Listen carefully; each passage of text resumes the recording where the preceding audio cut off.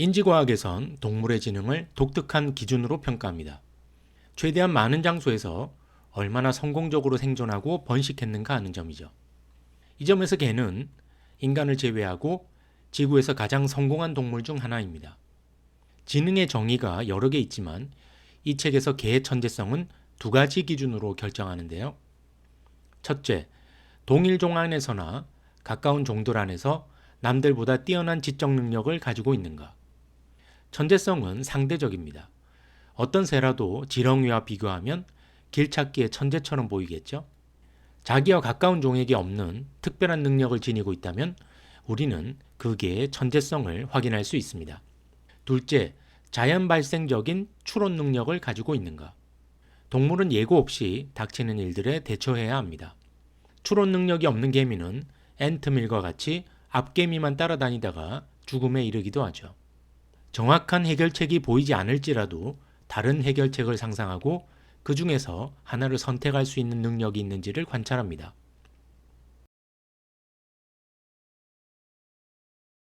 개의 천재성에 대한 최초의 연구는 1928년에 있었습니다. 워든과 워너 두 과학자는 펠로우라는 이름의 세퍼트에 대해 보고한 바 있는데요. 영화 배우이기도 했던 펠로우는 지저, 아줌마 옆에 서 있어 와 같은 최소 68개의 명령어를 알아듣는 개였죠. 이 연구 후로는 70년이 넘는 세월 동안 개의 지능에 대한 관심은 줄어들고 말았습니다. 일단 가축화가 되면 야생에서 필요한 기술과 지능을 잃어버리기 때문에 지능도 낮아질 걸로 생각했던 것이죠. 하지만 인지과학자들은 뒤늦게 깨닫기 시작했습니다. 개는 가축이 되어 유순하고 상냥해진 것이 아니라 인간의 집안에 들어와 가족이 일원이 될 정도로 매우 영리하다는 점을 말이죠.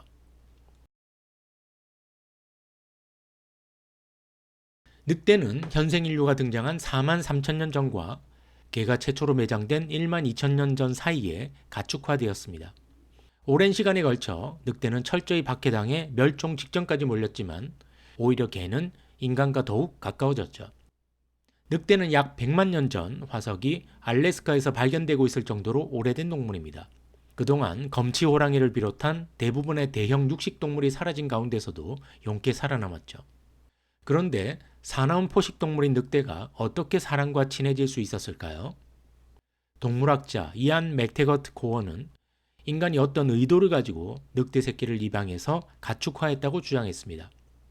늑대 전문가 데이비드 미치 교수 역시 초기 인류가 늑대를 길들이고 가축화했고 선택적으로 번식시킨 끝에 가정견을 탄생시켰다고 말했죠.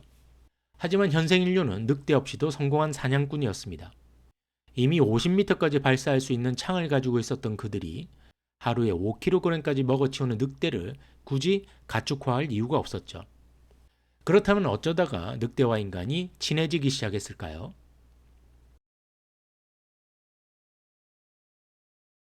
개에게는 유아와 비슷한 수준의 의사소통 기술이 있는데요. 간단한 실험을 통해 확인할 수 있죠.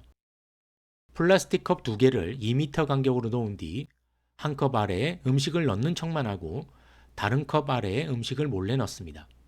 그런 다음 2개의 컵 중앙에 서서 개를 바라본 후 음식이 들어있는 컵을 손가락으로 가리킵니다. 이때 찾아 하고 외치면 개는 망설임 없이 주인이 손가락으로 가리키는 컵으로 향하는데요. 인간과 가장 가까운 친척인 원숭이와 침팬지를 대상으로 같은 실험을 해보면 그들은 사람이 가리키는 컵으로 향하지 않습니다. 개는 가축이 되는 과정에서 유아와 비슷하게 인간의 사회적 정보에 민감하도록 변화해 갔는데요. 다시 말해 인간의 의도를 이해하도록 진화한 것이죠. 인간이 1만 5천 년 전부터 촌락을 형성하기 시작함에 따라 새로운 식량원이 출현했고 그것이 늑대가 개로 진화하는 계기가 되었는데 그 식량원은 바로 쓰레기였죠. 공격적이지 않은 늑대들만이 새로운 식량원을 이용할 수 있었고 인간을 느긋하게 대하는 유전적 기질이 자손들에게 전해졌습니다. 불과 몇 세대 후에 늑대에게는 형태 변화가 일어났고 사람들은 새로운 늑대 또는 원시개를 알아볼 수 있었습니다. 인간이 주도적으로 늑대를 가축화한 것이 아니라 늑대 스스로 자신을 가축화한 것이죠. 최초의 개를 탄생시킨 것은 인간의 선택이나 교배가 아니라 자연 선택이었습니다. 우리는 보통 자연 선택을 적자 생존으로 여깁니다. 강하고 공격적인 개체가 살아남고 약하고 소극적인 개체는 소멸한다고 생각하죠. 하지만 덜 공격적인 늑대는 인간 근처에서 더 많은 시간을 보낼 수 있었고 동족들이 학살당하는 동안에도 살아남아 개로 진화했습니다.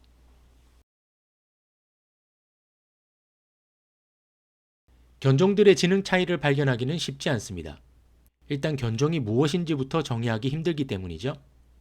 미국 애견협회는 170종, 영국 애견협회는 210종, 한국 애견협회는 184종을 공식 견종으로 인정하고 있는데 대부분의 견종에 적용되는 주된 기준은 외모입니다. 양을 몰지 않아도 쉽독은 쉽독이고 사냥감을 물어오지 않아도 리트리버처럼 생기면 리트리버죠. 역사적으로 견종은 외모가 아니라 기능에 따라서 구분했습니다. 토끼를 추적하는 개는 해리어, 무릎에 앉는 소형견은 스페니얼, 크고 위협적인 개는 마스티프였죠. 시간이 흐름에 따라 특정한 외모를 선호하는 경향이 뚜렷해졌습니다. 18세기 영국의 도축업자들은 황소를 말뚝에 묶어놓고 개들을 풀어 죽이곤 했는데요. 그렇게 하면 고기가 연해진다는 속설 때문이었죠.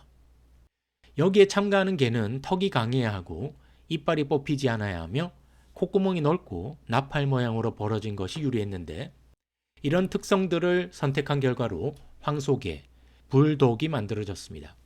오늘날 우리가 알아보는 견종은 대부분 생긴 지 150년도 안 된 것들입니다.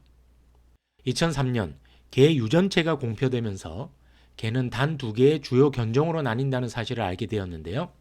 첫 번째 그룹은 유전적으로 늑대와 더 비슷한 9견종입니다. 중앙아시아의 아프간 하운드, 아프리카의 바센지, 아시아의 아키타, 차우차우, 딩고, 뉴기니 싱잉독, 샤페이, 그리고 북극 견종인 시베리안 허스키 등이죠. 두 번째 그룹에는 우리가 아는 대부분의 현대 견종이 속합니다.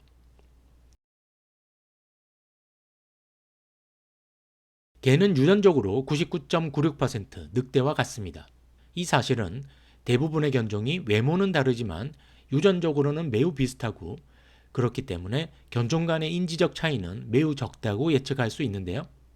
진화로 야기된 인지 변화는 반드시 유전자 변화로부터 발생하기 때문입니다.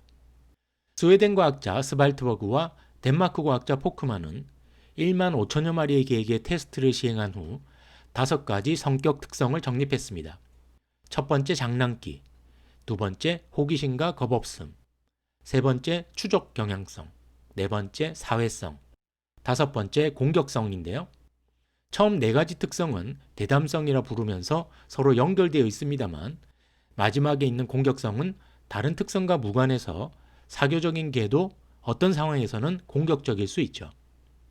나중에 5가지 특성 외에 사회성, 침착성, 훈련성이 추가되었고 이를 바탕으로 5개의 견종 그룹을 나누었습니다.